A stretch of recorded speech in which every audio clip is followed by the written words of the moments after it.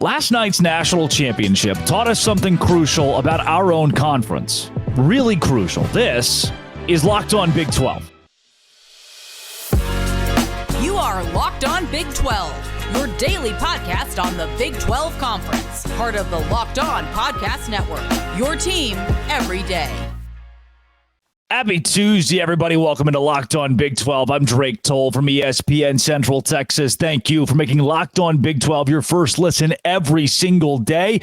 And today, more than most, I feel more than, you know what? That's exactly what I'm going to start. Can I start there? I feel better today about the Big 12 than I maybe have ever.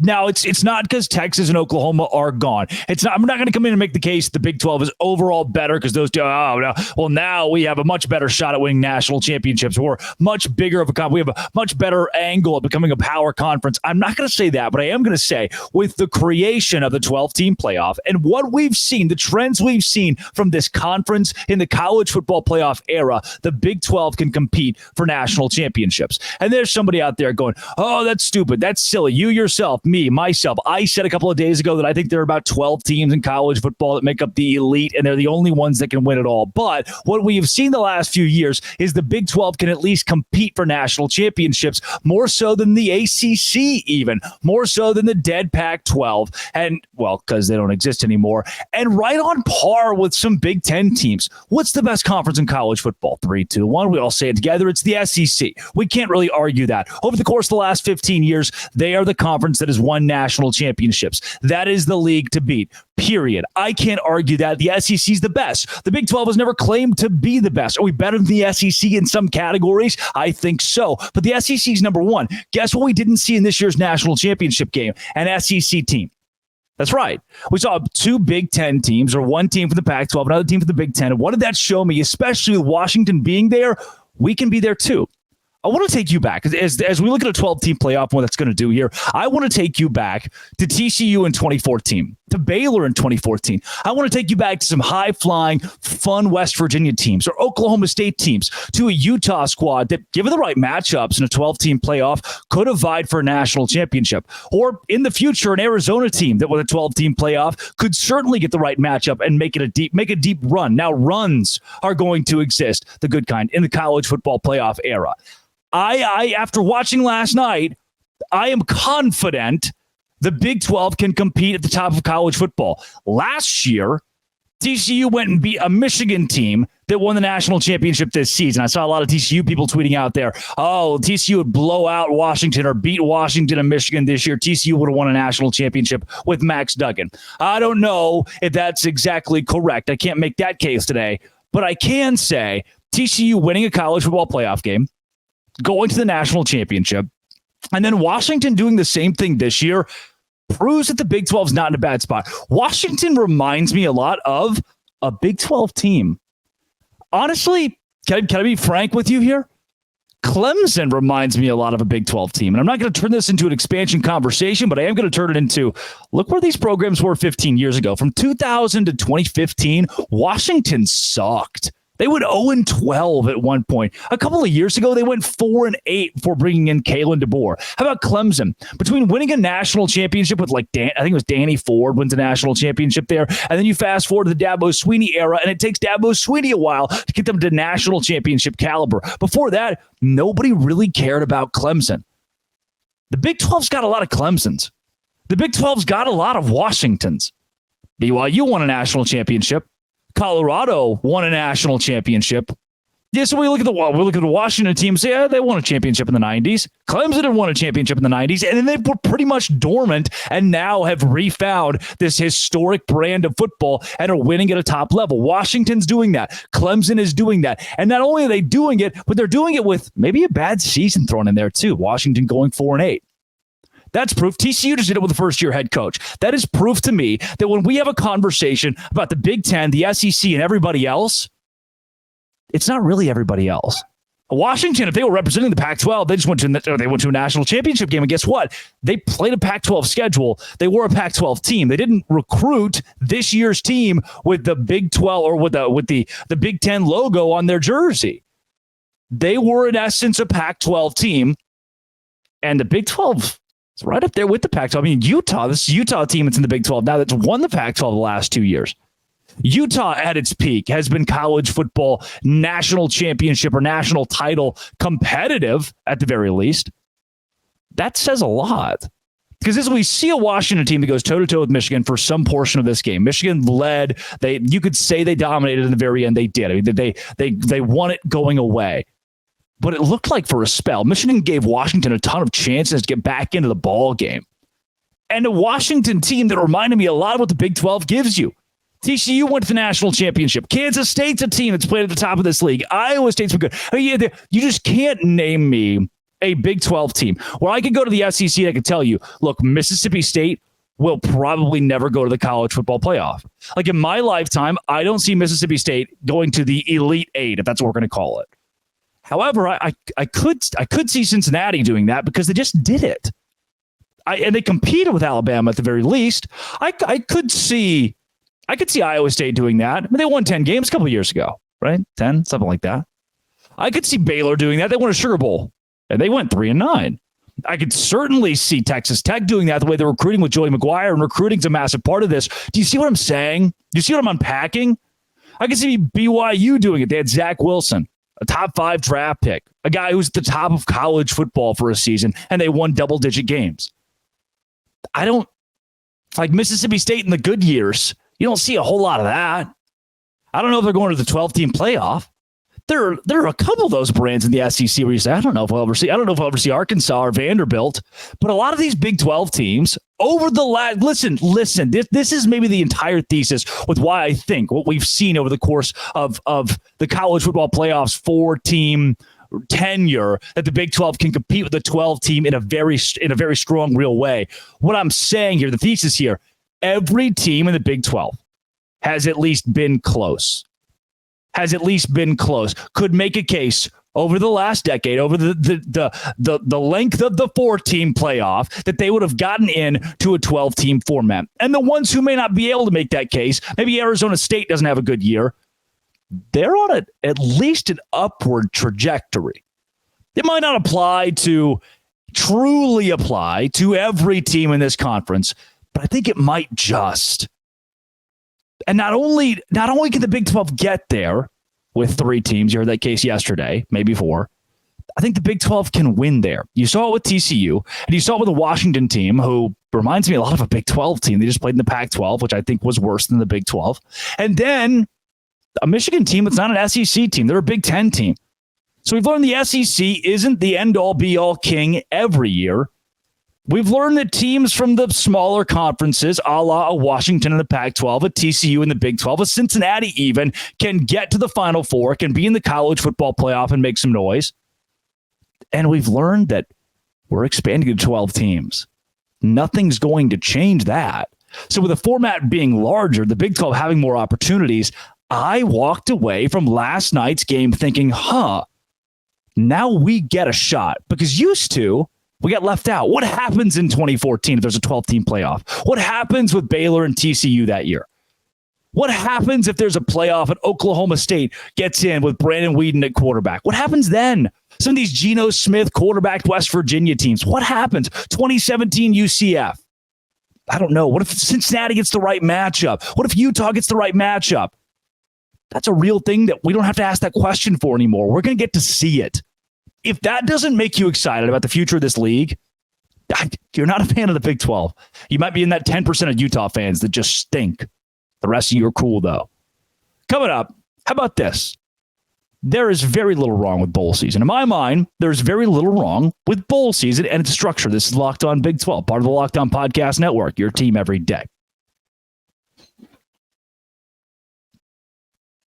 Today's show is brought to you by Jace Medical. Right now, it is time to get your Jace case. I know we keep things light on this show, but I want to bring up not a heavy topic necessarily, but one that can help you or a loved one and even maybe save your life. I know we're coming here for sports, but according to the FDA, pharmacies are running out of antibiotics like amoxicillin right in the middle of the worst flu season in decades. This is scary. I can't imagine losing or having a significant other who is sick and not having like a supply chain issue being the reason I can't get the medicine. The Jace case is a pack of 5 different antibiotics to treat a long list list of bacterial illnesses, including UTIs, respiratory infections, sinuses, skin infections, among others. This stuff could happen to any of us. Visit JaceMedical.com, complete your physician encounter. It'll be reviewed by a board-certified physician, and your medications will be dispensed by a licensed pharmacy at a fraction of the regular cost. Save money. It's never been more important to be prepared than it is right now. Go to JaceMedical.com. Use code LOCKEDON to get $20 off your order. JaceMedical.com. Use code LOCKEDON. I don't think there is anything monumental wrong about the current bowl structure, and I'm going to use the Big 12 as an example. That's not clickbait. What I do think is clickbait are the majority SEC fans, majority Big Ten fans that are crying about the way that bowl games are played. Yeah, well, everybody opts out. Nobody takes it seriously. Nobody cares. The people that are saying that are the ones who didn't try.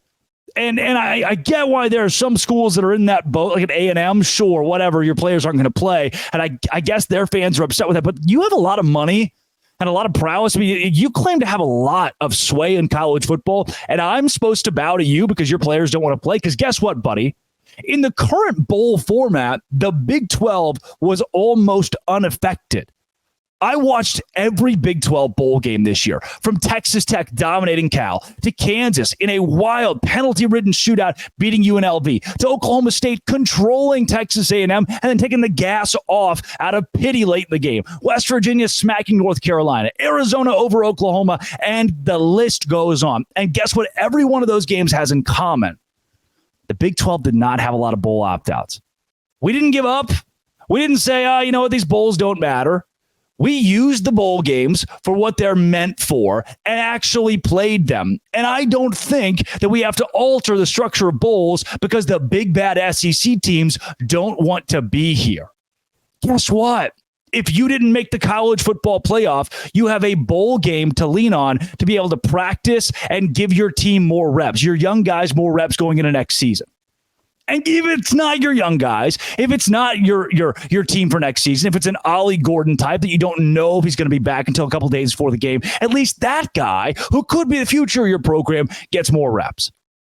There are multiple facets to which bowl games have worked in college football for decades. This has been the formula, and it's never been an issue. And I know things are different now with the transfer portal and NIL, but it's not like every team and every conference is having this issue.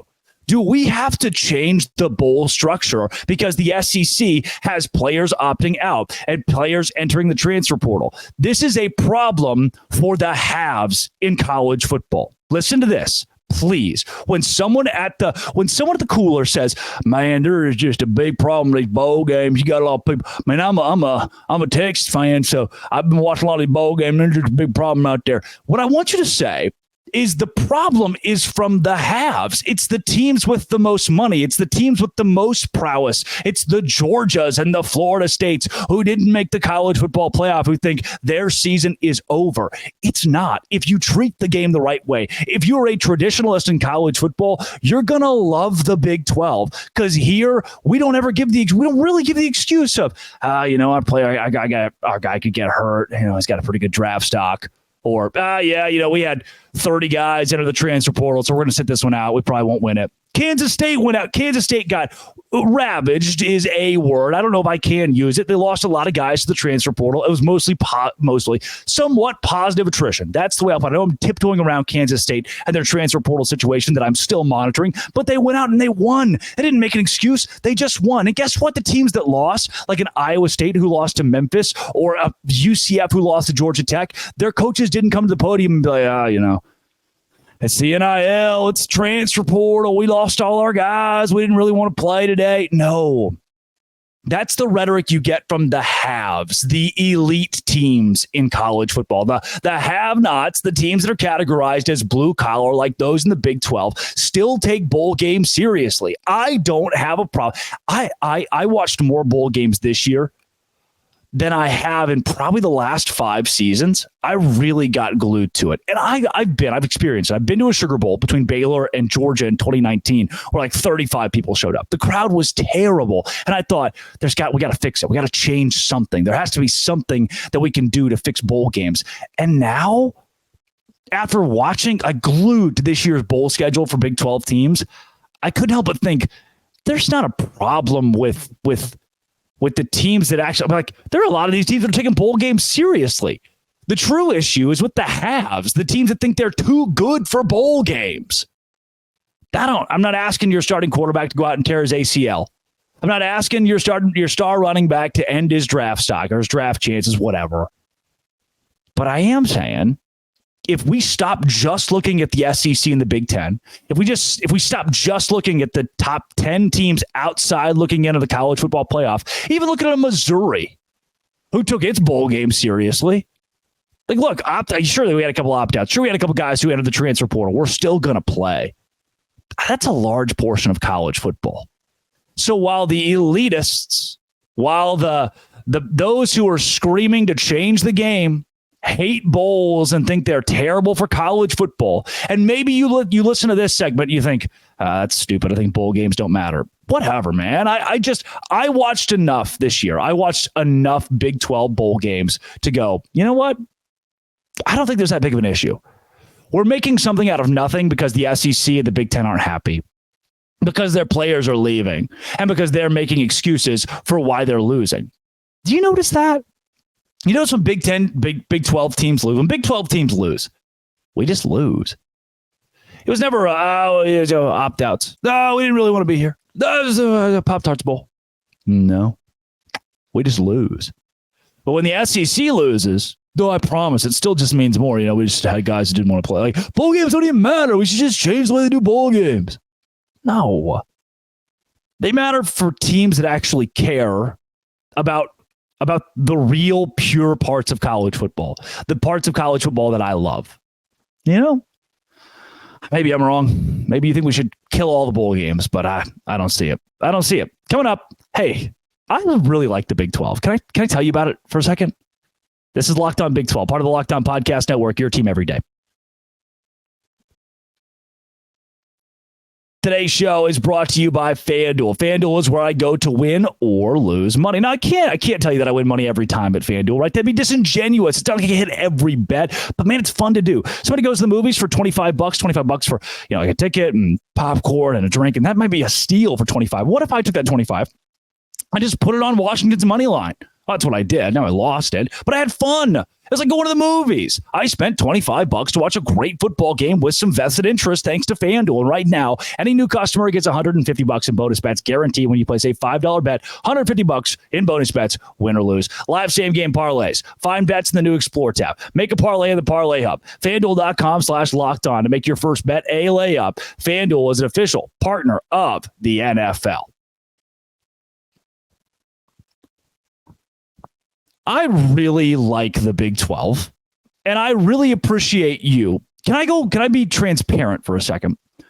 When I took over Locked On Big 12 on August 7th, I was coming from Locked On Baylor, a relatively small show at the channel. I was lucky in a year to get 150, 200,000 views. Some individual videos have gotten that with Locked On Big 12.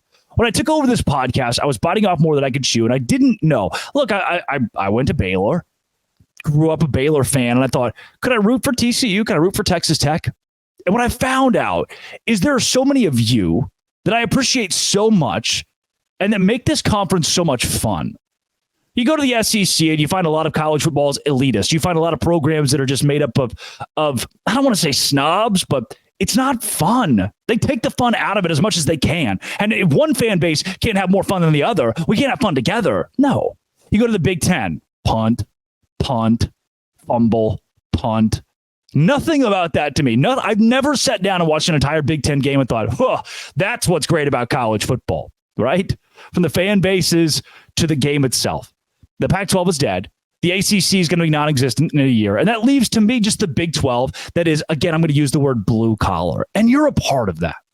This football season, I had a lot of big goals. I like I said, in a year we'd get 200,000 views at Locked On Baylor, and I felt great. And then now we've got 3 videos at Locked On Big 12 that have over 100,000 alone.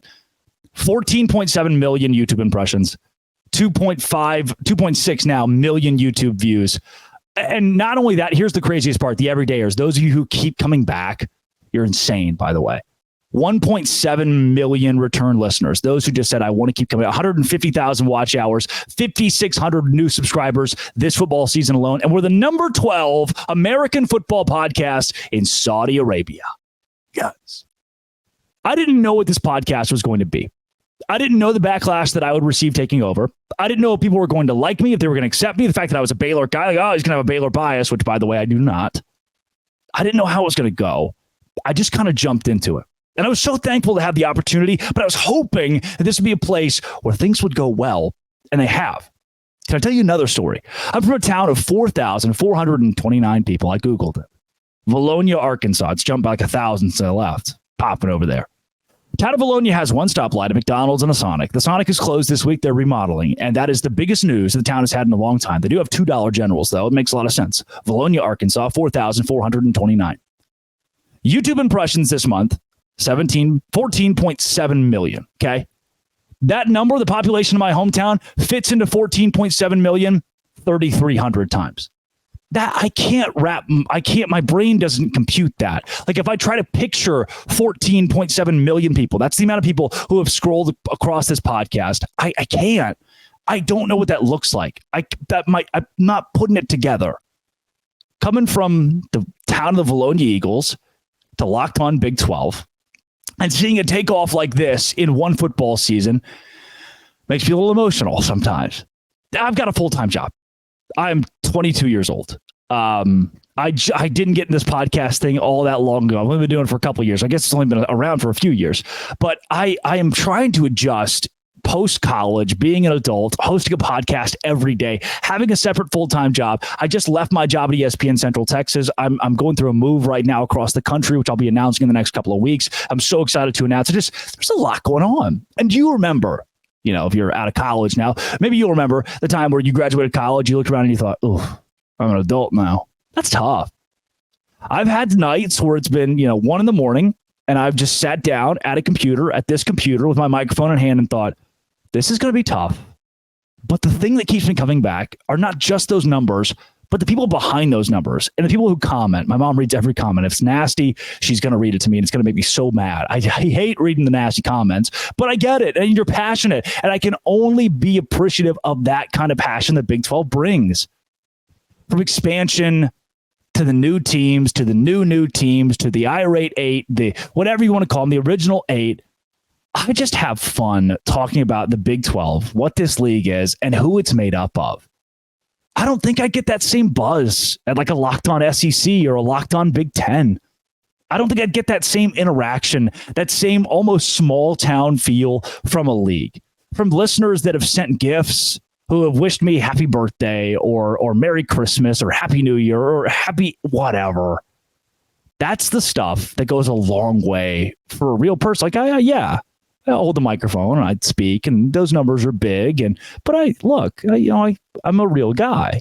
Like, I touch myself, and whoa, out of context, bad. But like, look, actual human being. I read and see what you guys put out there, and I try to interact when I can. And I just want you to know, I love this job, and I really appreciate all of you.